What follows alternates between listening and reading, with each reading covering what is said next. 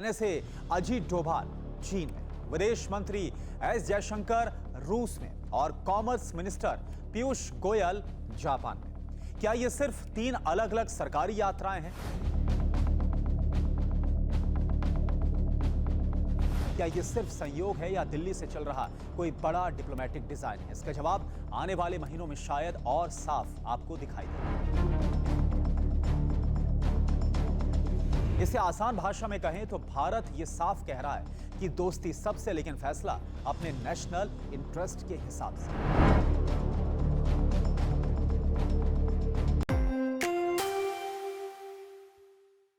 आप जरा सोचिए, एक तरफ चीन है जिसके साथ भारत की सबसे बड़ी चुनौती सीमा पर है, दूसरी तरफ रूस है जो भारत का दशकों पुराना स्ट्रेटेजिक पार्टनर है, रणनीतिक साझेदार है। लेकिन आज रूस और अमेरिका के बीच तनाव की वजह से उसके साथ रिश्ते पहले से कहीं ज्यादा कॉम्प्लिकेटेड यानी कि जटिल हो चुके हैं। और तीसरी तरफ जापान है जो भारत के लिए सिर्फ एक दोस्त देश नहीं बल्कि तकनीक यानी टेक्नोलॉजी, इन्वेस्टमेंट, मैन्युफैक्चरिंग और इंडो पैसिफिक स्ट्रेटेजी का बहुत ही अहम साझेदार है, पार्टनर है। अब सवाल यह है कि जब दुनिया में अमेरिका, चीन और रूस के बीच पावर गेम बहुत तेजी के साथ बदल रहा है, जियोपॉलिटिक्स में लगातार हम बड़े बदलाव देख रहे हैं, जब भारत के सामने पाकिस्तान, चीन और ग्लोबल ट्रेड की अलग अलग चुनौतियां हैं, तो इसी समय भारत ने अपने 3 बेहद ही खास चेहरों को 3 अलग अलग दिशाओं में क्यों उतारा है? एनएसए अजीत डोभाल चीन में, विदेश मंत्री एस जयशंकर रूस में और commerce minister Piyush Goyal Japan में।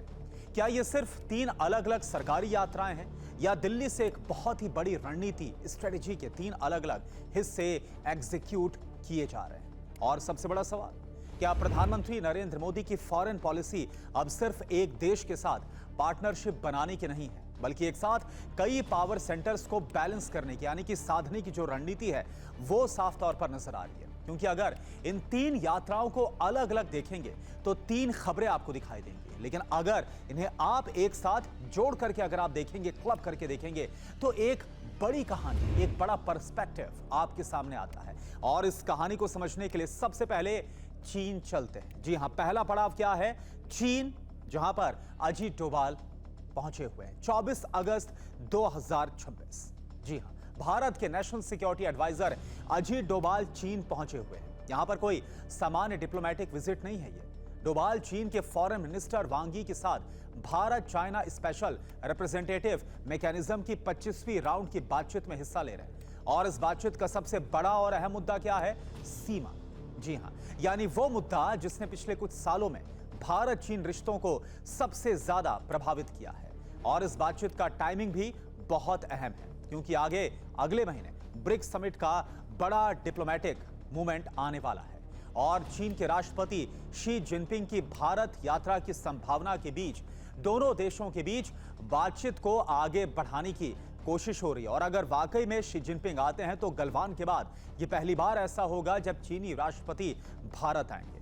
अब यहां पर एक बात आप समझिए, अगर भारत चीन से बात कर रहा है तो इसका मतलब ये बिल्कुल नहीं है कि भारत चीन पर भरोसा करने लगा है।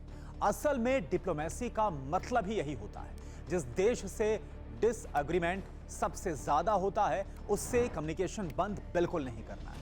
भारत चीन से कंपटीशन भी कर सकता है, सीमा पर अपनी पोजीशन भी मजबूत रख सकता है और इसके साथ साथ बातचीत का चैनल भी, बातचीत का दरवाजा भी खुला रख सकता है। यही शायद इस समय भारत की चाइना को लेकर स्ट्रेटेजी है और यही इसका सबसे खास पहलू है। तनाव भी है लेकिन संवाद भी है, इस पर भी पूरा जोर है। और यहां अजीत डोभाल की भूमिका बहुत खास है क्योंकि वो सिर्फ विदेश नीति के एक अधिकारी के तौर पर नहीं गए, वो नेशनल सिक्योरिटी आर्किटेक्चर का एक हिस्सा है। यानी चीन के साथ बातचीत में सीमा, सिक्योरिटी और स्ट्रेटेजिक स्टेबिलिटी, जो स्थिरता है, जैसे मुद्दे सीधे उनकी जिम्मेदारी के दायरे में आते हैं जब वो चीन पहुंचे हुए हैं। इसलिए पहला चेहरा है डोभाल और डेस्टिनेशन क्या है? चीन। लेकिन कहानी सिर्फ यहां पर खत्म नहीं होती। अब जरा चलिए दूसरे देश की तरफ। दूसरा पड़ाव क्या है? रूस और एस जयशंकर। जी हां, विदेश मंत्री। जब डोभाल चीन में है उसी समय भारत के विदेश मंत्री एस जयशंकर रूस में है। जयशंकर 23 और 24 अगस्त को मॉस्को विजिट पर हैं। मॉस्को की यात्रा पर है यानी कि रूस पहुंचे हुए हैं। यहां पर India Russia inter governmental commission की 27वीं बैठक की को चेयरिंग कर रहे हैं वो। इस प्लेटफॉर्म पर trade, economy, science, technology, culture जैसे कई अलग अलग क्षेत्र में कॉरपोरेशन यानी कि साझेदारी को बढ़ाने पर बातचीत हो रही है। अब सवाल है, रूस आखिर क्यों? क्योंकि रूस भारत के लिए सिर्फ एक पुराना दोस्त नहीं है, ऑल टाइम एलाई नहीं है। रक्षा से लेकर एनर्जी और स्ट्रेटेजिक कॉपरेशन यानी कि स्ट्रेटेजिक रणनीतिक साझेदारी है, यहां तक रूस काफी लंबे समय से भारत की फॉरेन पॉलिसी का बहुत ही महत्वपूर्ण स्तंभ रहा है, पिलर रहा है। लेकिन आज इंटरनेशनल जो हालात हैं, जो इस वक्त हम देख रहे हैं, जिस तरह से जियोपॉलिटिक्स में लगातार बदलाव देखने को मिल रहे हैं, इसको भी सामने रखना बहुत जरूरी है। रूस और वेस्ट के बीच में लगातार यूक्रेन वॉर की वजह से बीते 4 साल से टेंशन बहुत ज्यादा हाई है। अमेरिका की अपनी स्ट्रेटेजिक प्रायोरिटीज है, प्राथमिकताएं हैं। चाइना और रूस की पार्टनरशिप भी बढ़ी है और भारत भी जिस तरह से यहां पर अमेरिका, यूरोप, रूस, चीन और बाकी दुनिया के साथ अपने जो नेशनल इंटरेस्ट है उसको बैलेंस करना चाहता है। यानी कि भारत के लिए रूस के साथ रिश्ता सिर्फ कोई दोस्ती का सवाल नहीं है, ये स्ट्रेटेजिक ऑटोनॉमी का, स्वायत्ता का भी एक बड़ा सवाल है। भारत की कोशिश लंबे समय से यही रही है कि वो किसी एक पावर ब्लॉक में पूरी तरह से बंद कर या फिर बंद होकर ना रह जाए। वॉशिंगटन से भी हमारे संबंध है, मॉस्को से भी संबंध है और टोक्यो से भी हमारी पार्टनरशिप है और बीजिंग से भी लगातार डायलॉग हम कर रहे हैं। इसे आसान भाषा में कहें तो भारत ये साफ कह रहा है कि दोस्ती सबसे, लेकिन फैसला अपने नेशनल इंटरेस्ट के हिसाब से। और शायद यही वजह है कि जब रूस के साथ कई देशों के रिश्ते बेहद इस वक्त जटिल हो चुके हैं, कॉम्प्लिकेटेड हैं, भारत मॉस्को के साथ हाई लेवल एंगेजमेंट लगातार बनाए हुए है। तो दूसरा चेहरा है एस जयशंकर और यहां पर डेस्टिनेशन क्या है, जगह क्या है? रूस। अब कहानी का तीसरा हिस्सा शायद सबसे दिलचस्प है, क्योंकि वहां पर कोई एनएसए नहीं गया, कोई फॉरेन मिनिस्टर नहीं गए, वहां पर पहुंचे हैं पीयूष गोयल, कॉमर्स मिनिस्टर। जी हां, तीसरा पड़ाव जापान, और नाम क्या है वहां पर? पीयूष गोयल। 24 अगस्त से 27 अगस्त तक कॉमर्स और industry minister Piyush Goyal Japan के दौरे पर हैं। और इस दौरे की खासियत सिर्फ ये नहीं है कि एक मंत्री जापान गए, खासियत है उनके साथ करीब 200 लोगों का एक बिजनेस डेलीगेशन, एक प्रतिनिधि मंडल भी वहां पर पहुंचा है। इसे भारत का अभी तक का सबसे बड़ा बिजनेस डेलीगेशन बताया जा रहा है। टोक्यो के अलावा नागोया और ओसाका में भी एंगेजमेंट होना है। फोकस क्या है? Trade, investment, high technology, manufacturing, semiconductor, AI, startup, automobile, steel, clean energy और मैन्युफैक्चरिंग। यानी कि अगर चीन में डोभाल सिक्योरिटी की बात कर रहे हैं तो रूस में जयशंकर स्ट्रेटेजिक और इकोनॉमिक रिलेशनशिप को संभाल रहे हैं, इसको और आगे बढ़ा रहे हैं। तो जापान में पीयूष गोयल भारत के लिए इकोनॉमिक पावर की जमीन को तैयार कर रहे हैं। और यह बेहद महत्वपूर्ण फर्क है, क्योंकि आज की जियोपॉलिटिक्स सिर्फ मिसाइल और मिलिट्री से तय नहीं होती है।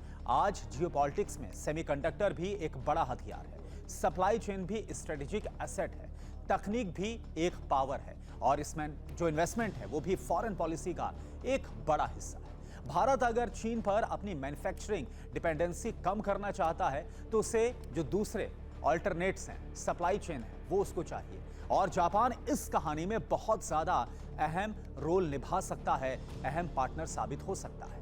यही वजह है कि पीयूष गोयल का जो जापान का दौरा है वो सिर्फ व्यापारिक दौरा समझना शायद पूरी तस्वीर नहीं होगी। ये भारत की ब्रॉडर इकोनॉमिक सिक्योरिटी स्ट्रेटेजी का हिस्सा है, इस तौर पर इसको देखा जा सकता है। अब तीनों यात्राओं को आप एक साथ जोड़िए। चीन के साथ हम जो सीमा को लेकर और जो सुरक्षा को लेकर स्थिरता है, इस बातचीत को आगे बढ़ा रहे हैं। रूस के साथ अगर बात करें तो जो हमारी रणनीतिक साझेदारी यानी कि जो स्ट्रेटेजिक पार्टनरशिप है, इसको और भी ज्यादा हम मजबूत कर रहे हैं। और जापान के साथ तकनीक, इन्वेस्टमेंट और मैन्युफैक्चरिंग, यह हमारा मुख्य फोकस है। अब आप जरा सोचिए, एक ही समय में भारत के 3 प्रमुख चेहरे 3 अलग अलग डायरेक्शन, अलग अलग दिशाओं में हैं। तो क्या यह महज कैलेंडर का कोई कोइंसिडेंस है, या इसके पीछे एक लार्जर स्ट्रेटेजिक डिजाइन है, एक सोची समझी रणनीति है? देखिए, इसे एक शब्द में अगर समझना हो तो वो शब्द होगा डाइवर्सिफिकेशन। यानी भारत एक ही रिलेशनशिप पर निर्भर नहीं रहना चाहता आज के दौर में, और शायद यही आज की दुनिया में भारत की सबसे बड़ी डिप्लोमेटिक जरूरत भी है। मोदी के दिमाग में क्या चल रहा है, यह भी आपके मन में सवाल होगा। जी हां, प्रधानमंत्री क्या चाहते हैं? अब यहां पर जो स्पेकुलेशन है, इससे बचते हुए फैक्ट्स और जो सिग्नल मिल रहे हैं, इनको जोड़कर देखना बहुत जरूरी है। पहला सिग्नल क्या है? भारत चीन से बातचीत कर रहा है, लेकिन बातचीत के साथ नेशनल सिक्योरिटी को लेकर जो चिंताएं हैं उसको भी फोकस में रखा जा रहा है, केंद्र बिंदु में रखा जा रहा है। दूसरा सिग्नल क्या है? भारत रूस से अपने जो स्ट्रेटेजिक रिलेशनशिप है, जो रणनीतिक साझेदारी है, उसको और मजबूत कर रहा है। और तीसरा सिग्नल क्या है? जिस तरह से भारत जापान जैसे जो टेक्नोलॉजी और इन्वेस्टमेंट पार्टनर उसके साथ अपने इकोनॉमिक रिलेशनशिप को और ज्यादा प्रगाढ़ और ज्यादा मजबूत कर रहा है। यानी कि भारत की स्ट्रेटेजी, भारत की रणनीति शायद ये नहीं है कि हम किस कैंप में हैं, बल्कि सवाल यह है भारत को किस मुद्दे पर, किस देश के साथ कितनी पार्टनरशिप चाहिए। और यही फर्क है ट्रेडिशनल अलायंस पॉलिटिक्स और स्ट्रेटेजिक ऑटोनॉमी में। भारत किसी एक बड़े पावर सेंटर के साथ पूरी तरह से अलाइन होने के बजाय अलग अलग देशों के साथ अलग अलग नेशनल इंटरेस्ट पर काम करता हुआ नजर आ रहा है। चीन के साथ बॉर्डर मैनेजमेंट और रीजनल स्टेबिलिटी, रूस के साथ एनर्जी, डिफेंस, स्ट्रेटेजिक कोऑपरेशन और ट्रेड, जापान के साथ तकनीक, मैन्युफैक्चरिंग, इन्वेस्टमेंट और इंडो पैसिफिक। और यही भारत की डिप्लोमेसी को एक अलग शेप देता है।